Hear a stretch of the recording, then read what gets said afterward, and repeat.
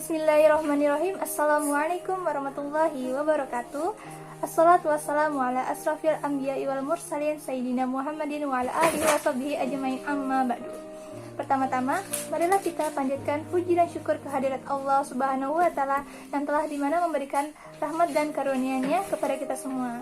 Salawat serta salam kita aturkan kepada junjungan kita Nabiullah Muhammad sallallahu alaihi wasallam. Nah, melihat keadaan seperti ini yang mengharuskan kita untuk kuliah online, semoga tidak mematahkan semangat kita untuk menuntut ilmu, dan semoga tetap diberikan perlindungan oleh Allah dan diberikan kesehatan sehat walafiat. Baik, saya Takin Mutmina selaku perwakilan dari kelompok 9 dengan anggota lainnya yaitu Saudari Masyarah dan Saudari Syifa yang akan membahas dari makalah kami dengan tema pesantren dalam sistem pendidikan nasional. Pertama, saya akan membahas mengenai pesantren dalam sistem pendidikan nasional. Nah, pondok pesantren ini ialah pendidikan asli dari Indonesia. Dalam sejarahnya, pondok pesantren memiliki akar tradisi yang sangat kuat di kalangan masyarakat. Kekuatan dan perhatian pemerintah terhadap lembaga ini sudah dimulai sejak awal-awal kemerdekaan Indonesia. Menurut Ki Hajar Dewantoro, seseorang bapak pendidikan nasional adalah tokoh yang menyokong dan pernah melaksanakan pendidikan dengan sistem pondok. Menurut Ki Hajar Dewantoro ini, beliau mengatakan bahwa sistem pondok pesantren ini adalah sistem yang nasional. Sistem ini hidup di masyarakat semenjak zaman Hindu, Buddha, maupun sampai sekarang. Kemudian, dalam sistem pengajaran, hubungan guru dan murid berlangsung terus-menerus hingga siang maupun malam.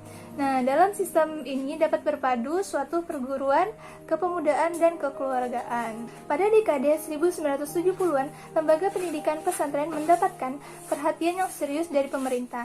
Berbagai pembangunan dilembagakan. Akan tetapi, dari perkembangannya, program-program pembangunan yang dicangangkan oleh pemerintah secara substansial memang menuntun keterlibatan pesantren sebagai lembaga pendidikan dan sosial yang memiliki akar yang kuat di dalam masyarakat.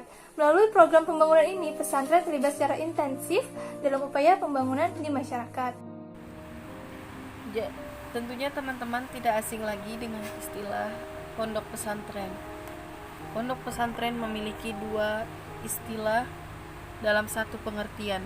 Pesantren ialah tempat berkumpulnya para santri, sedangkan pondok ialah rumah yang terbuat dari bambu atau kayu. Sedangkan pondok pesantren juga terdiri dari bahasa Arab yang memiliki pengertian funduk, yang artinya rumah atau hotel.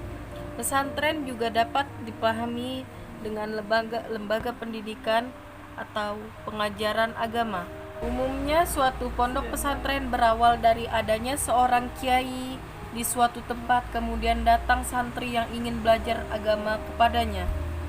Dalam sejarah pertumbuhannya, pondok pesantren telah mengalami beberapa fase perkembangan sehingga timbullah pondok pesantren khusus perempuan. Dengan perkembangan tersebut, timbullah pondok perempuan dan pondok laki-laki. Setiap pesantren bisa dipastikan memiliki masjid. Jadi masjid dan pesantren ini memiliki elemen yang sangat kuat yang tidak dapat dipisahkan tentunya.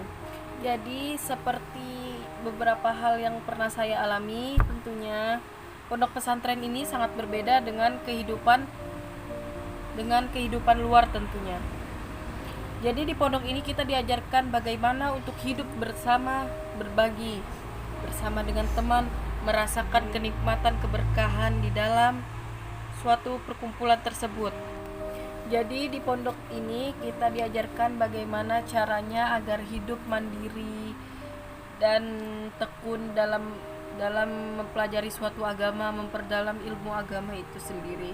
Jadi pondok pesantren itu sendiri ialah lembaga pendidikan Islam tertua.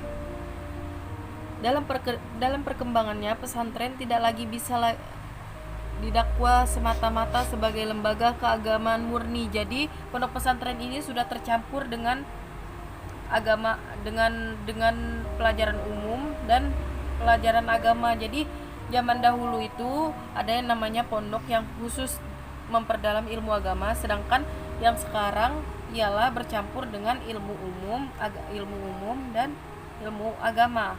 Seperti banyak sekali pondok pesantren modern yang yang tidak hanya menggunakan satu bahasa saja, melainkan menggunakan banyak bahasa, di antaranya bahasa Inggris, bahasa Arab, dan bahasa luar negeri lainnya. Jadi kita tidak difokuskan hanya memperdalami satu bahasa saja. Jadi banyak bahasa juga yang harus diperdalami. Sekian dari saya, mungkin ini saja pembahasan yang dapat saya sampaikan. Semoga dapat dimengerti. Baik, selanjutnya saya akan membahas tentang sistem pondok pesantren. Sistem yang ditampilkan di dalam pondok pesantren ini mempunyai keunikan dibandingkan dengan sistem-sistem yang digunakan dalam lembaga-lembaga pendidikan pada umumnya. Adapun metode yang digunakan di dalam pendidikan pesantren ini adalah metode wetonan, metode slogan, dan metode hafalan.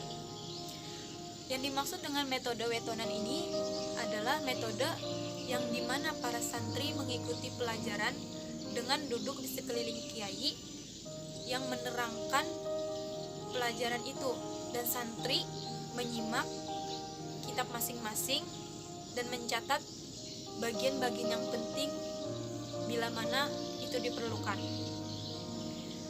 Dan selanjutnya itu metode slogan.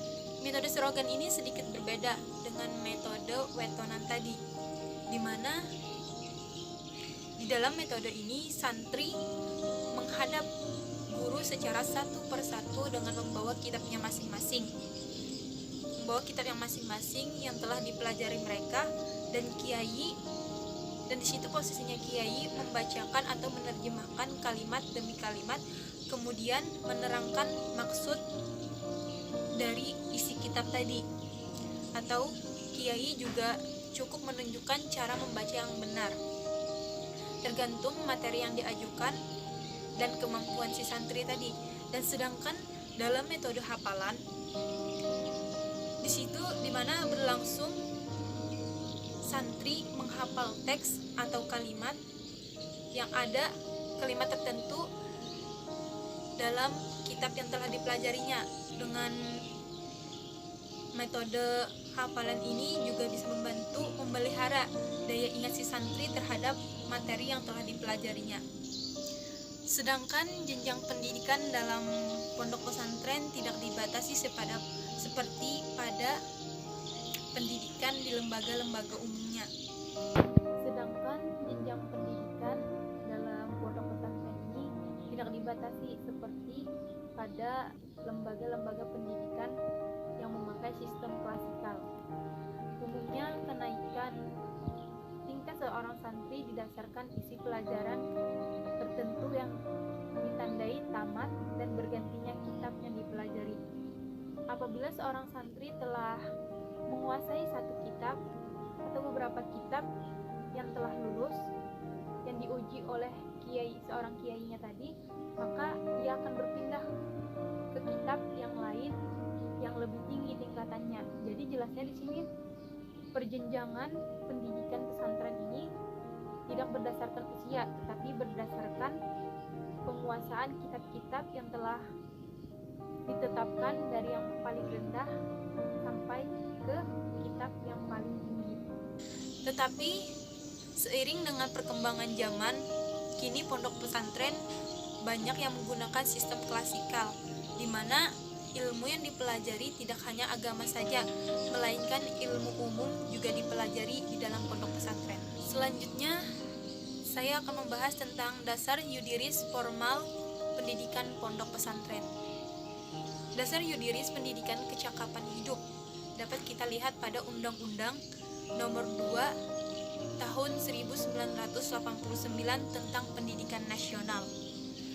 Pasal 1 ayat 1 yang berbunyi, pendidikan adalah usaha sadar untuk menyiapkan peserta didik melalui kegiatan bimbingan, pengajaran atau pelatihan bagi peranannya di masa yang akan datang. Dan dalam landasan tersebut diperkuat dalam Undang-Undang Sisdiknas bab 1 pada ayat 1 yang berbunyi, pendidikan adalah usaha sadar untuk menyiapkan peserta didik melalui kegiatan bimbingan, pengajaran atau pelatihan bagi peranannya di masa yang akan datang.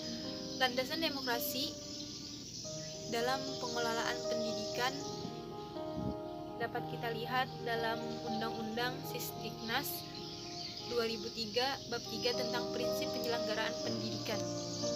Di sana disebutkan bahwa pendidikan diselenggarakan secara demokratis dan berkeadilan serta tidak diskriminatif dengan menjunjung tinggi hak manusia, nilai keagamaan, nilai kultural, dan kemajemukan bangsa.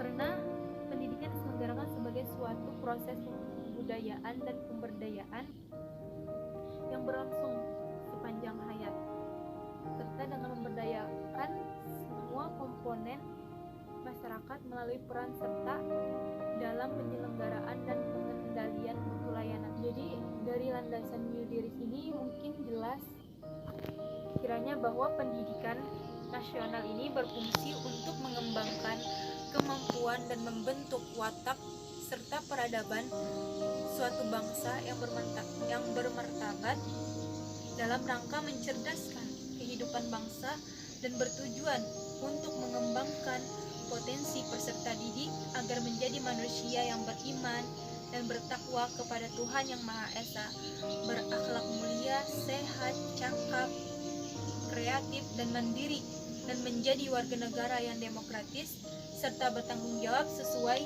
dengan apa yang menjadi tujuan pendidikan. Mungkin sekian penjelasan dari saya. Selanjutnya akan disampaikan oleh teman saya. Selanjutnya, pembahasan yang terakhir yaitu penyelenggaraan pondok pesantren. Nah, di sini terdapat 5 penyelenggaraannya. Yang pertama, kewajiban pondok pesantren. Lembaga pondok pesantren ini sangat diwajibkan untuk menjunjung tinggi dan mengembangkan nilai-nilai Islam rahmatan lil alamin dengan menjunjung nilai-nilai tinggi Pancasila, Undang-Undang 1945, Negara Kesatuan Republik Indonesia, Bhinneka Tunggal Ika, toleransi, kemanusiaan, keikhlasan, keadilan, kebersamaan, dan nilai-nilai luhur lainnya. Kemudian penyelenggaraan yang kedua yaitu lembaga pondok pesantren secara kelembagaan. Kelembagaan pesantren ini dapat dibagi menjadi 3 perspektif. Yang pertama, pesantren sebagai lembaga keagamaan yang menjalankan sebuah fungsi pengembangan ilmu agama Islam, penjaga identitas kultural dan melestarikan nilai, norma, tradisi, dan budaya Islam yang ada di Indonesia. Kemudian yang kedua, pesantren sebagai lembaga pendidikan yang menjalankan sebuah fungsi penyebaran pengetahuan, sains, dan teknologi, dan keterampilan lainnya. Kemudian yang ketiga, pesantren sebagai lembaga sosial kemasyarakatan yang menjalankan fungsi penyampaian suatu cara yang merubah masyarakat kepada perbaikan dalam kehidupan dan meningkatkan kesejahteraan masyarakat. Selanjutnya penyelenggaraan yang ketiga, pondok pesantren sebagai lembaga keagamaan dan pendidikan. Pesantren sebagai pendidikan yang merupakan penyelenggaraan pengajian kitab kuning atau dirasa Islamnya dengan pola pendidikan mu'alimin dan muatan kurikulum. Pesantren sebagai satuan pendidikan yaitu Al-Quran, tafsir, ilmu tafsir hadis, tauhid, fikih, usul fiqh, ulum al-hadis, akhlak, tasawuf, tarik, bahasa Arab, nahwu sorof, balaghah, ilmu kalam, ilmu mantik, ilmu falak, dan yang terakhir disiplin ilmu. Selain itu, pondok pesantren ini juga menyelenggarakan program khusus seperti tahfiz Al-Quran, ilmu falak, faraid, dan keislaman yang lainnya. Penyelenggaraan yang keempat yaitu pondok pesantren sebagai penyelenggaraan pendidikan. Program pendidikan lainnya yang dapat diselenggarakan oleh pondok pesantren ini seperti pendidikan diniyah formal, pendidikan diniyah non formal, pendidikan umum berciri khas Islam atau madrasah, pendidikan kejuruan, pendidikan kesetaraan, pendidikan muadalah atau pendidikan satuan, pendidikan pondok pesantren, pendidikan tinggi atau universitas, program pendidikan khusus, pendidikan keagamaan yang dilakukan oleh pondok pesantren sesuai dengan ketentuan perundang-undangan. Kemudian penyelenggaraan yang terakhir, yaitu pondok pesantren sebagai lembaga sosial kemasyarakatan. Pondok pesantren ini menyelenggarakan suatu lembaga sosial, unit usaha, atau bisnis, dan jenis lembaga lainnya dalam rangka merubah masyarakat dalam perbaikan kehidupan dan meningkatkan kesejahteraan masyarakat. Kurang lebihnya mohon maaf, karena kesempurnaan datangnya dari Allah dan kesalahan datangnya dari kami. Assalamualaikum warahmatullahi wabarakatuh.